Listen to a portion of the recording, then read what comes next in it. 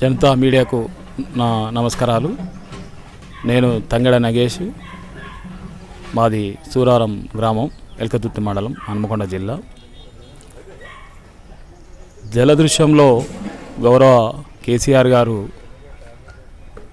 TRS ఆవిర్భావ సందర్భంగా meeting ఏర్పాటు చేస్తే అప్పుడు మేము గౌరవనీయులు మా గురువు కెప్టెన్ లక్ష్మీకాంతరావు గారి ఆధ్వర్యంలో జలదృశ్యంలో ఆ రోజు 2001లో పాల్గొనడం జరిగింది. ప్రొఫెసర్ జయశంకర్ సార్ గారు, జనార్దన్ రావు గారు, కెప్టెన్ లక్ష్మీకాంతరావు గారు, సతీష్ కుమార్ గారు అందరం కలిసి కేసీఆర్ గారి సూచన మేరకు అప్పుడు ఉమ్మడి కరీంనగర్ జిల్లాలో మేము కెప్టెన్ లక్ష్మీకాంతరావు ఆధ్వర్యంలో ఉధృతంగా తెలంగాణ ఉద్యమాన్ని ఎల్కతుర్తి మండలంలో కరీంనగర్ జిల్లాలో చేపట్టడం జరిగింది. అప్పుడు ఎన్నో ఒడిదుడుకులను ఎదుర్కొని అప్పుడు చంద్రబాబు నిర్బంధంలో కూడా మేము కేసులకు భయపడకుండా ఎన్నో పోరాటాలు చేసి రైతుల పక్షాన, ప్రజల పక్షాన తెలంగాణ ఉద్యమాన్ని అన్ని గ్రామాలలో ప్రజలకు చేరువే విధంగా ఆ రోజు ఉద్యమాల ద్వారా చేయడం జరిగింది. దానికి ప్రజల మద్దతు కూడా తెలంగాణ కావాలి, తెలంగాణ వస్తేనే మన బతుకులు మారుతాయి, ఈ నీళ్ళ గోస మారుతుంది, ఉపాధి దొరుకుతుంది, పిల్లలకు జాబులు కూడా లేక నిరుద్యోగంగా యువకులు తిరుగుతున్నారు.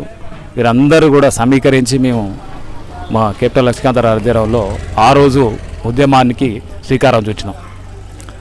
తర్వాత 2002లో ఉద్యమం కరీంనగర్ గడ్డ మీద కేసీఆర్ గారు కాలు మోపిన తర్వాత, సింహగర్జన తర్వాత మరింత ఉధృతంగా పార్టీ శ్రేణులను కలుపుకొని పోయి ప్రజలతో ఉద్యమాలు నిర్మించి ఎన్నో త్యాగాలు, ఎన్నో నిర్బంధాలను, కేసులను, జైలుకి వెళ్ళడం ఇలాంటి కార్యక్రమాలు కూడా ఎదుర్కొన్నాం.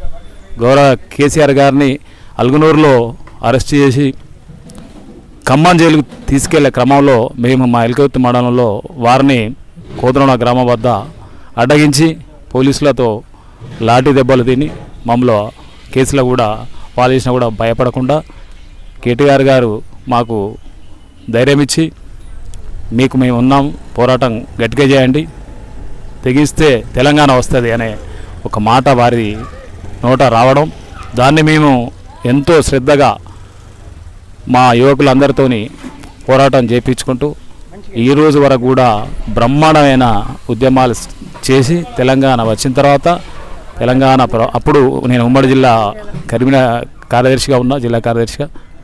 అప్పుడు ఈ పోరాటం ఫలితం తెలంగాణ వచ్చిన తర్వాత మేము మండలంలో, జిల్లాలో చాలా సంబరాలు చేసుకొని తద్వారా ప్రజాప్రతినిధులను గెలిపించుకొని మాకున్న స్థానిక నాయకత్వాన్ని పటిష్టం చేసుకొని కేసీఆర్ ముఖ్యమంత్రి అయిన తర్వాత ఎన్నో అభివృద్ధి సంక్షేమ పథకాలు రైతులకు, ఒక రకంగా చెప్పాలంటే రైతు రాజ్యం అంటే ఓన్లీ కేసీఆర్. అది కేసీఆర్ వచ్చిన తర్వాతే రైతులకు ఒక పటిష్టమైన భద్రత, రైతు భరోసా, రైతు బీమా, రైతులకు సంబంధించిన నీటి వనరులు అన్నీ కూడా కల్పించి ఎంతో అభివృద్ధి చేసినారు ఈరోజు తెలంగాణ రాష్ట్రాన్ని.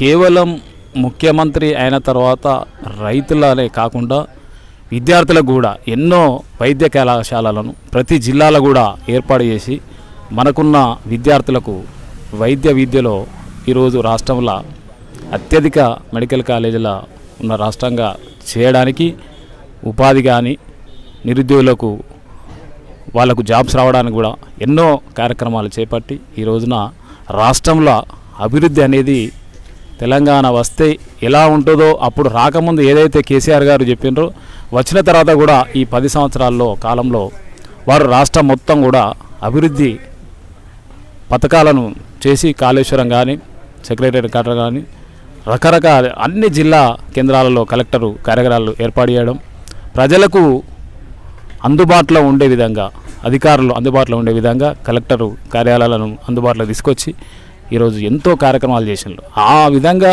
చేసిన దానికి చిన్న వాళ్ళు మోసపూరితమైన వాగ్దానాలు చేసి ప్రజలను మభ్యపెట్టి ఏదో చేస్తాం, డబల్ ఇస్తాం, అన్నీ కేసీఆర్ ఇచ్చిన పథకాలన్నిటికీ డబల్ చేస్తామంటే వాళ్ళు ఏదో ఆశపడి ఇప్పుడు మాకు చెప్తున్నారు. మేము గ్రామాలలో తిరుగుతుంటే మేము సార్ ఇట్లా అనుకోలేదు, ఏదో మాకు పెన్షన్ డబల్ వస్తుంది, మాకు కోడళ్ళకు బిడ్డలకు 2500 వస్తుంది, నిరుద్యోగ భృతి వస్తుందని యువకులు ఇట్లా మోసపోయి వాళ్ళకు ఓటేయడం జరిగింది. వాళ్ళే ఇప్పుడు తిరిగి మా దగ్గరకు వచ్చి మీరు ఇప్పుడు మేము సరే ఆశపడి ఏదో చేసినాం, ఇప్పుడు కేసీఆర్ గారికి ఈ ఎల్కతుర్తి సభా వేదికకు మీరు మమ్మల్ని తరలించకున్నా కూడా మేము ఏదో ఒక విధంగా నడిచైనా వస్తామనే ధీమా వ్యక్తం చేస్తున్నారు రైతులకు. అది ఎందుకంటే రైతులకు వారు చేసిన విధానాలు, రైతుల పట్ల వారికి ఉన్న అభిమానం ఈరోజు కేసీఆర్ గారిని ఎల్కతుర్తిలో భారీ లక్షలాదిగా వారి రాక కోసం ఈ ఎల్కతుర్తి సభా వేదిక రాష్ట్రం మొత్తం ఎదురు చూస్తున్నది.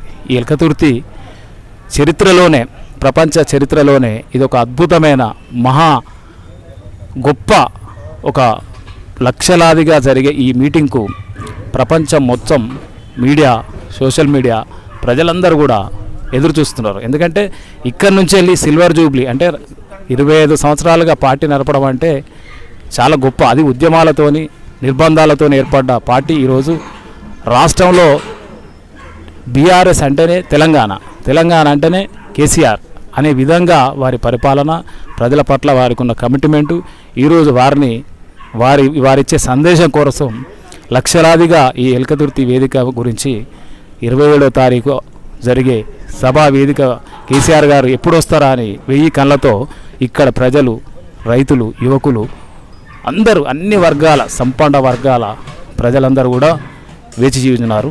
కేసీఆర్ గారికి ఇదొక గొప్ప సభ కాబోతున్నది. ప్రజలు చర్చించుకుంటున్నారు. ఎందుకంటే 25 సంవత్సరాలు మా గురించి ఎన్నో సంక్షేమ పథకాలు చేసినారు, వాటిని అమలు చేసి గొప్ప నాయకుడిగా ఎదిగినరు. వారిచ్చే సందేశాన్ని మేము స్వయంగా ముందుగా అంటే దాదాపు ఒక 2 గంటల వరకే మేము సభా వేదిక మొత్తం నిండి కూర్చొని వారి గురించి ఎదురు చూస్తాం. కాబట్టి కంపల్సరీ మేము కేసీఆర్ రాక కోసం వేచి చూస్తాను. ఎప్పుడు వస్తారా కేసీఆర్ అని చూస్తున్నాం. అందరూ కూడా ప్రజలందరూ ఇంత సంతోషంగా సభకు వస్తా అని చెప్పినందుకు రైతులకు, అక్కడ భూములు ఇచ్చిన మా రైతన్నలకు, స్థానిక నాయకత్వానికి, మా మాజీ ఎమ్మెల్యే సతీష్ కుమార్ గారికి అందరూ కూడా ఈ వేదిక వద్ద పనిచేస్తున్న రాష్ట్ర నాయకులు అందరూ కూడా పేరు పేరున ధన్యవాదాలు తెలుపుకుంటూ జై తెలంగాణ.